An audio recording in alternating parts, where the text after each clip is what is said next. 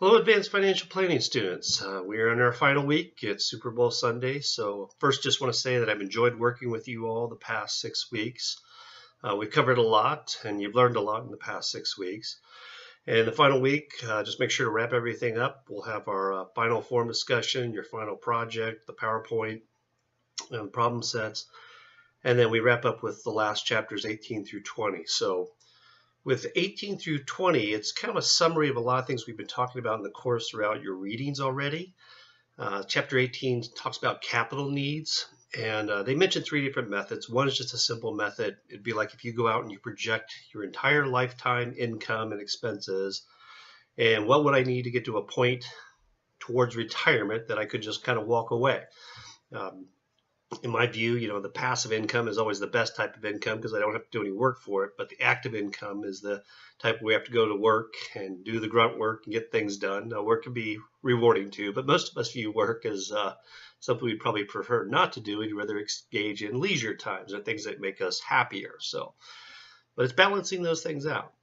And they take it a step further. They say that if I just don't look at it simple. I need to also look at it a risk-adjusted basis because there can be a lot of variability in these returns over this time period, and I need to take that into consideration. So how much risk am I willing to take on? But there are ways that we can adjust for risk and perhaps get us on a portfolio, if you will, that use a little statistical analysis that doesn't necessarily have investments that are correlated together. So we can reduce some of that risk over the lifetime. As we get closer to retirement, we'd want to reduce some of that risk too, to not do what happened like a lot of people in 2008, where they had maybe $1 million saved for retirement, and then a day later it was all gone. At least 50% of it was gone. So they had almost like start over. So, and last, when they mentioned, it's kind of the total portfolio management that we've been talking about the entire course, is we need to really think of our household as a business. So we're not just making financial decisions to financial investments, but we're also making decisions about the assets. And those assets can be real assets, such as the things that we buy, like houses and cars, and the human capital. So you all are devoting some energy into human capital by going to school right now. And this should help you make better decisions in the long run. So last part of that chapter is kind of interesting to talk about behavioral finance. And to me, behavioral finance is a lot about, as we're thinking about this total portfolio management, are we making the best decisions as we go along the day, go along every day? It's a lot of us tend to think at times about the present, and it's very hard to ignore that. We don't necessarily think about the long run. And if I say blow $100 in WWE SmackDown, how did that just postpone my retirement 30 years from now? But they do have implications. It doesn't mean that we can't enjoy life and do things, but it's a balance of those things.